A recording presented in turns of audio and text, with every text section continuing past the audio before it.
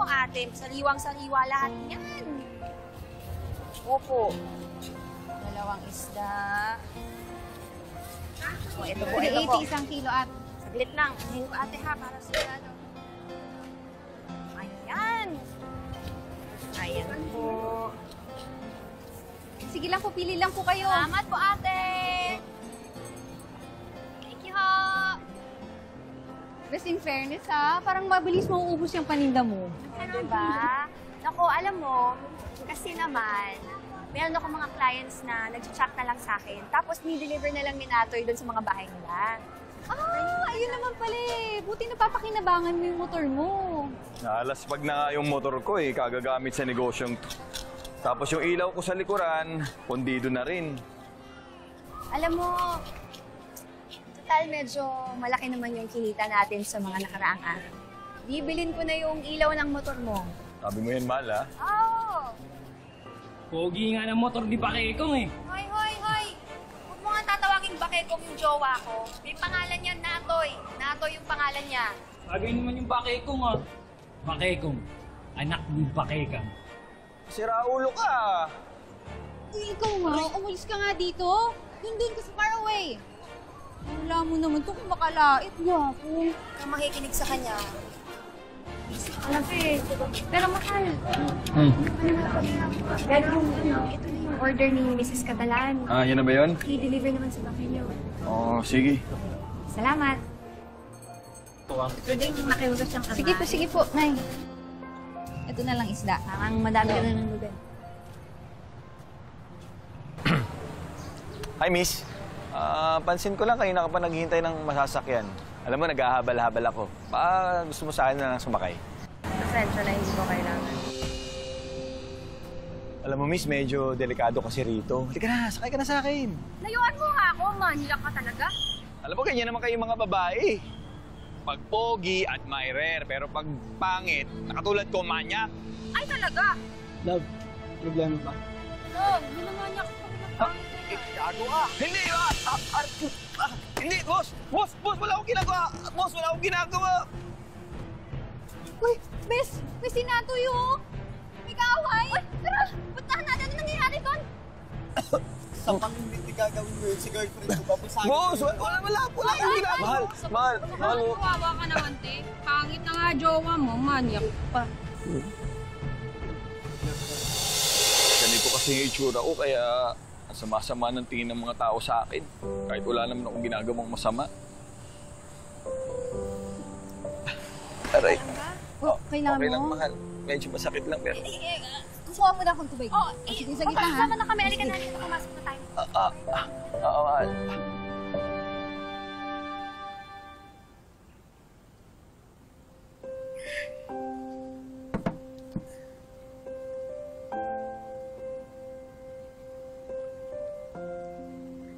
Mahal, ang dami niyan ha. Sarap siguro isipin na ganito nakalaki yung naipon ko. Kaya lang inutang ko to kay Aling Ebet eh. 120,000 pesos. Tapos 2 taon ko hulog-hulugan. Para sa pampaopera ni nanay sa mayoma niya. Ang laki naman ng kailangan ni Nanay Cora para sa operasyon niya. Yung kalahati dito nakalaan para sa operasyon niya. Tapos yung kalahati naman para sa maintenance ni Hamo. Mahal, alam mo may fina-follow pala ako online. Doktor na nagre-retoke. Marami nagsabi sa comments na siya daw ang pinakamurang doktor. Tapos, nag-chat na rin ako sa kanya. Kinote niya ako ng 50,000 pesos. Mahal, gusto ko sanang magpagawa ng mukha sa kanya. Baka pwedeng utahin ko muna yung 50,000 pesos, yung nakalaang pang-maintenance ni Nanay Cora. Hiramin ko muna. Mahal, parang laki naman ang gusto mo utangin. Tsaka, hindi mo naman kailangan magpaayos ng mukha eh. Kahit ano pang itsura mo, tanggap kita. Sinasabi mo lang naman yan dahil hindi ko nasa sitwasyon ko eh. Gusto ko lang naman maranasan maging masaya. At siguro kung magbago yung itsura ko, yun, magiging masaya ako. Mahal, pauutangin kita, paano mo naman ako mababayaran? Eh, ako lang din naman nag-aabot-abot sa'yo kapag may delivery ka ng isda eh.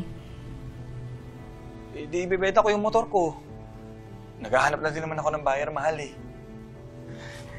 Tapos kapag may nakabili na ng motor ko, mababayaran na rin kita ng buo, mahal. Sige. Sige, papahiramin na kita. Pero promise mo sa akin, babayaran mo ako kaagad ha. Gagawa ko dala ng paraan yung maintenance ni nanay. Salamat ha, salamat. Kaya mahal kita.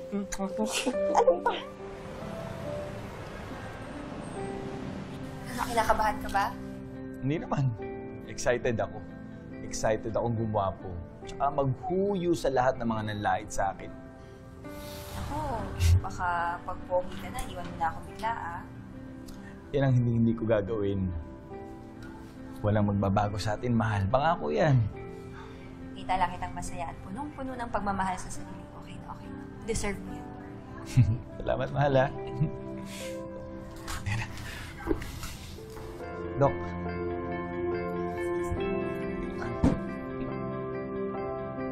Sige. Okay.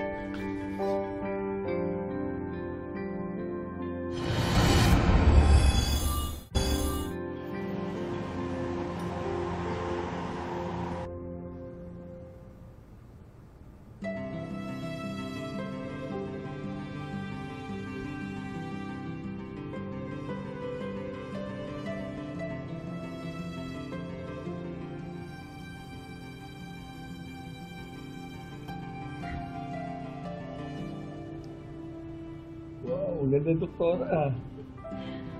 Dok, nakita niyo ho ba yung boyfriend ko? Si Natoy ho. Napansin niyo po ba kung nandito siya? Who you? Anong po yun? Biro lang, mahal. Mahal, salamat.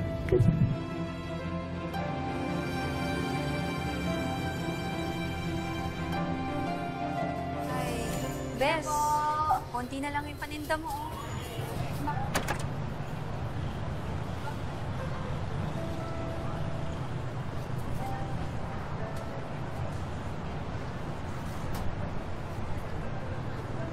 Tuturuan kita, mas okay yun. Oo, para hindi masayang yung mga order. Ay, oo, yung mga isdaan na tinira mo, pwede mo dun, padala. Mahal. Ay, mahal. Eto nga pala yung in-order ni Mrs. Catalan. Paki-deliver naman sa kanya, oh. Mahal, pwede bang iba nilang utusan mo mag-deliver niyan? Kakaligo ko lang kasi ayoko naman may malansa. Pumunta lang ako dito para humiram sana ng 200. 200? Bakit? Para saan? Eh, mag-gym kasi ako eh. Tapos kailangan ko pa kumain ng marami. Kaya, 200 lang. Mahal, kinakwenta ko yung mga utang mo sa akin, ha? Mag-alala, mahal. Pag nabenta ko yung motor ko, mababayaran din kita ng buo. Salamat, mahal. Natoy! Ikaw ba yan? Hindi kita nakilala. Hindi mo na. Who you? Tingin ka naman, balita ko dami mong pera, nakapagpaayos ka nga ng mukha, oh. Sige, mamaya. Punta lang muna ako ng gym. Nag-gym ka pa. Dito ka na magbuhat. O, yan, tulungan mo ko. Oh, bet. Hindi na tayo katulad ng dati. Sa akin naman tong mukhang to kung magiging kargador lang ako, di ba? Sige na. Wow. Una na ako. Mahal, salamat ha.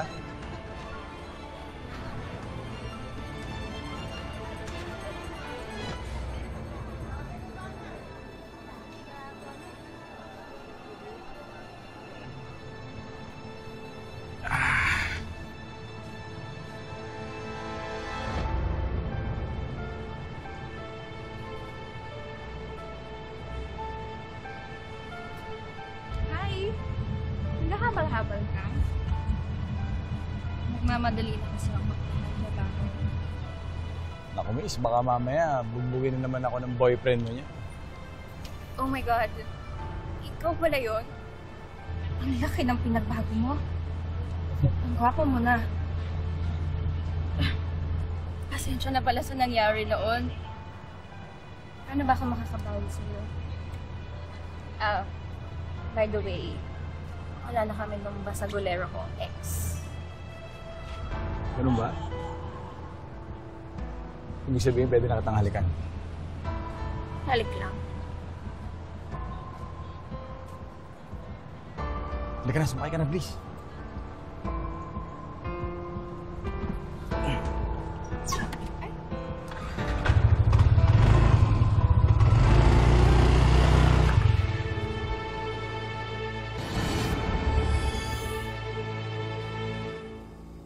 Natoy, pasensya ka na ha. Pinagbuhat kita kanina. Hindi ko kasi kaya na ako lang eh.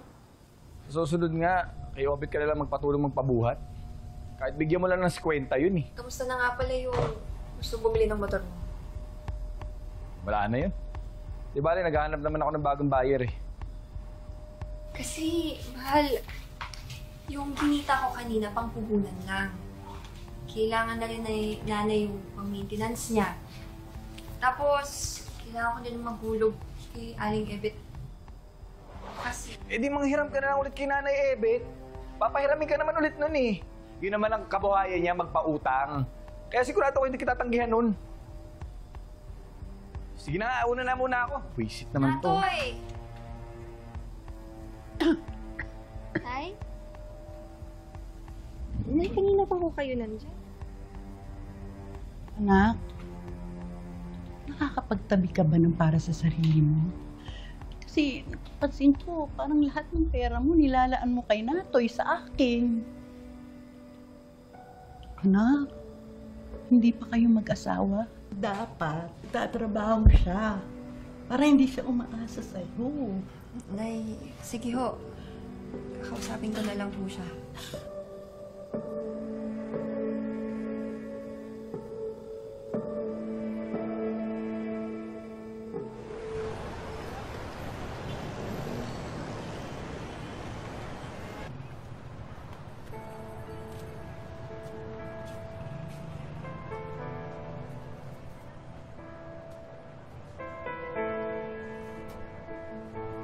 Bili na ho!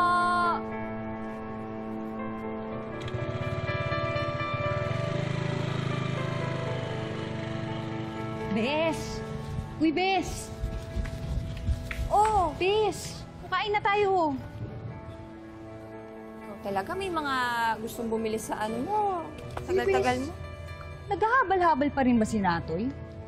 Oo, hinahayaan ko lang siya. Para naman may kita din siya. Parang pansin ko kasi puro babae yung inaangkas niya ngayon, ha? Alam mo, kung magsiselos lang ako at patitigilin ko siya, ako lang din mahihirapan. Hihingi at hihingi yun sa akin. Okay. Pero bakit? Magkano na ba yung nabayaran niya sa'yo ngayon? Wala pa.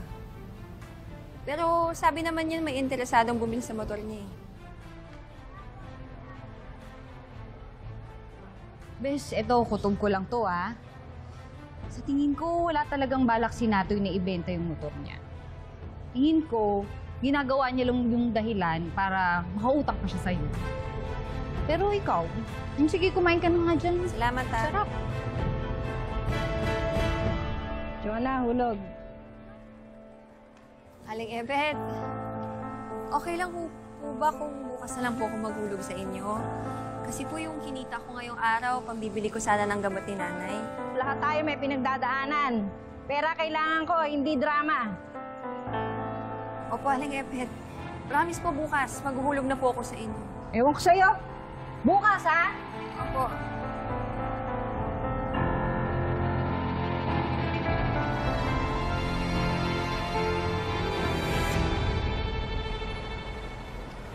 Naku, buti na lang nakita ko yung number mo online. Kasi ayoko namang magbaha dito sa kusina ko, no? Wala akong problema, ma'am. Ayan ho, ayos na ho. Eh, sumasideline din po kasi ako ng ganyan, bukod sa paghahabal-habal. Naku, basang-basa ka. Magpunas ka muna. Biring! Biring! Yes, ma'am. Kumuha ka ng tuwalya para kay Natoy. Salamat po, ma'am. Nag-abala pa kayo. Eto nga palang bayad mo. Salamat po. Ayan. Magpatuyo ka na muna. Sige.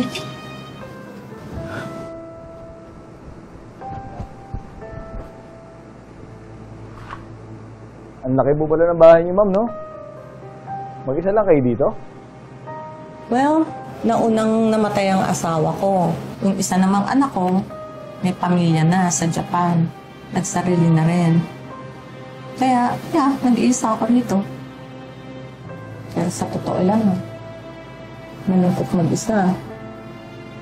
Yung masarap pa rin yung may katuwang ka sa buhay. Actually, yun na lang nga hinihiling ko sa buhay ko ngayon.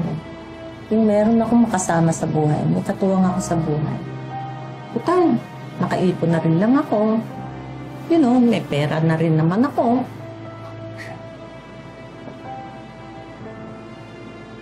Sana all, di pinoproblema ang pera, no? Yan din kasi ang pinoproblema ko araw-araw, eh. Ang totoo niyan, ma'am, hindi ko rin kasi kayang buhayin yung sarili ko, eh. Maluhurin kasi ako. So, naghahanap ka ng magsusustento sa'yo. Yung bubuhay sa'yo at ibibigay lahat ng luho mo. Kaya kong gawin yun. Lalo na sa isang gwapong katulad mo. Talaga, ma'am? Telma.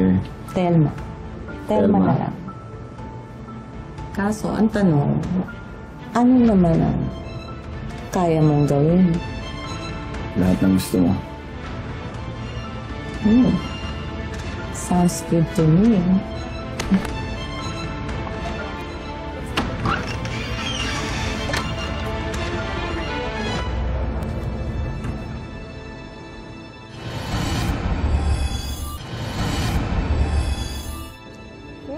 Pagkasama kita, para akong bumabata eh. Eh, maganda ka naman talaga, eh. Kaya nga nagustuhan kita, eh. Bolero. Hindi, totoo sinasabi ko.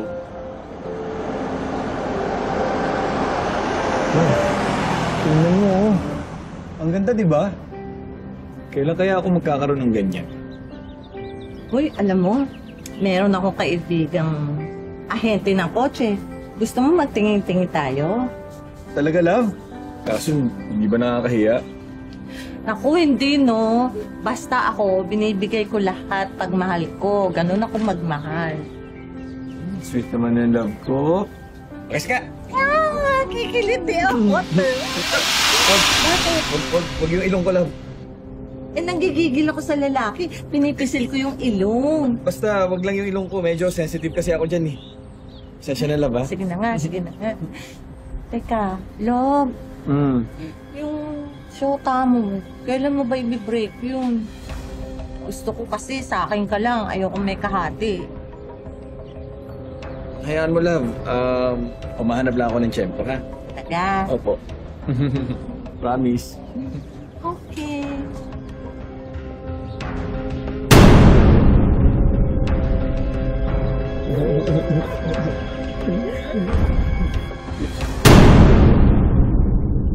Bes.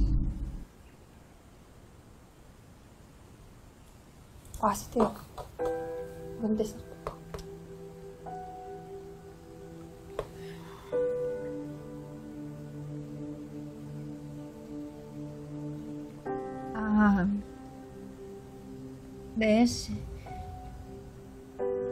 Bes, ayoko na sanang dagdagan yung iniisip mo eh. Pero may kailangan kang malaman. Ano yun? Bes, nakita ko kasi si Nato eh. May kalandian siyang babae dun sa may upay.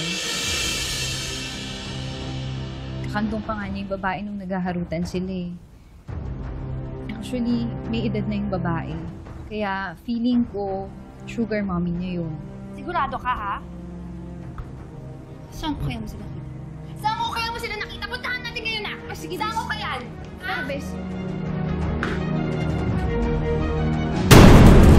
Natoy! Natoy, buksan mo to! Love, gising. Baka may kumakalubog doon sa labas, ha? Buksan mo to! Yung girlfriend ko nasa labas. Love! Si Joanna nasa labas. Akala ko ba hiniwalayan mo na yun? Mamaya na ako magpapaliwanag sa'yo. Sige na, pauwiin mo muna siya, bilis. Natoy! Sino ba yan? Natoy, lumabas ka dyan! Sino ba yan?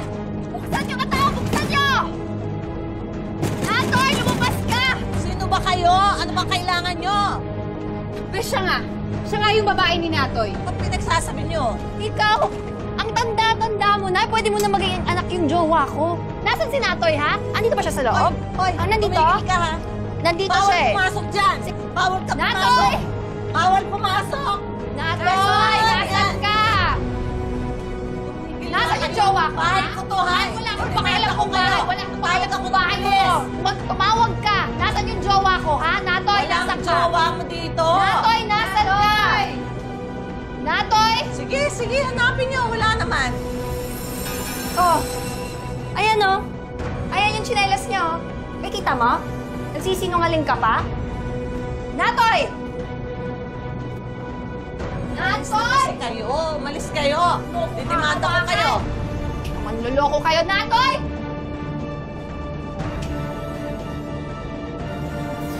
Natoy! Ang laki-laki mong tako. Nandiyan ka. Lumabas ka dyan! Lumabas ka! Bilisan mo! Bilisan mo! Ikaw hayop ka? Ha? Hayop ka manluloko Ano ba ka? ginagawa mo dito, ha? Bakit mo kayo ha? Huwag mo ako kailangan! Ikaw, ha? Ang tanda-tanda mo na. Ang landi-landi mo! Bitawan mo! Tama na sa akin! Tama na! Natoy, buntis ako. Magkakaanak na tayo. Pinaniwala mo ako na walang magbabago sa ating dalawa. Umasa ako na hindi mo ako iiwan. Nakampante ako na hindi mo ako iiwan. Binigay ko lahat sa'yo. Wala nang natira sa akin. Lahat nasa'yo na. Hindi ka na mahal ni Natoy. Ako na ang mahal niya. Kaya wala ka na magagawa doon. Kundi pa umalis ka na. Kundi pa patawag ako ng pulis. Umalis ka na.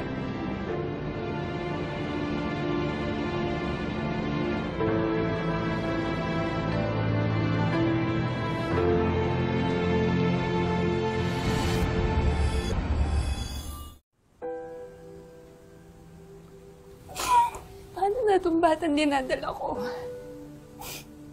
Lalaki siya na walang kinikilalang ama. Anak, napalaki naman kita ng walang tatay, hindi ba? Kakayanin mo yan. Matapang ka. Maabilidad ka. Hindi mo kailangan ng isang Natoy sa buhay mo.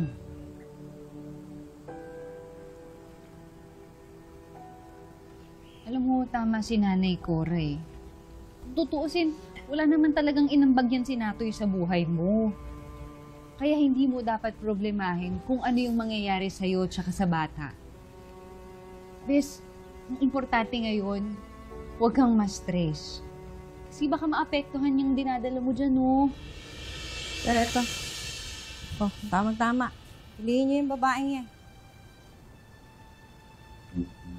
Aling Ebet, bakit ho kayo nandito? Ano pong problema? Tsaka, ba't may kasama po kayong mga pulis? Pakidampot niyo na nga yung babaeng yan. Hindi naman ako. Wala naman po akong ginawang mali ah. Kakasuhan kita, ayan.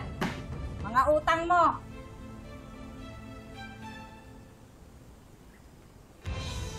Aling Ebet, bakit po umabot to ng 300,000? Tsaka po yung ibang petsa po dito, hindi naman po ako yung umutang nito. Wala akong utang na ganito. Eh baka yung sinasabi mo, yung mga inutang ng boyfriend mo, kinarga sa'yo, pinangalan sa'yo. Oh, Wala na akong pakialam sa inyo. Basta binigay ko sa inyo pera, magbayad kayo. Aling Kulong ka. hindi ko alam yun. Wala po akong alam dun. Wala akong pakialam. Mag-usap kayo ng boyfriend mo. Basta ako, nagpautang, hindi kayo nagbayad. Ayan ang mga pulis. Hindi mangutang, hindi kayo marunong magbayad. Wala po akong utang na Ewan ko sa'yo. ako. Tama na. Unahin muna natin na. Ay! Pagkatapos gamitin ni Natoy ang pera ni Jonah para magparetoke, ay sinuklian niya ito ng pambababae. Ano kaya ang mangyayari sa buhay ni Jonah ngayong siya ang ipinain ni Natoy sa mga utang nito? At paano ang kinabukasan ni Jonah ngayong makukulong siya at buntis pa siya sa anak nila ni Natoy? Abangan ang pagtatapos ng kwentong ito sa susunod na Sabado, 4 p.m.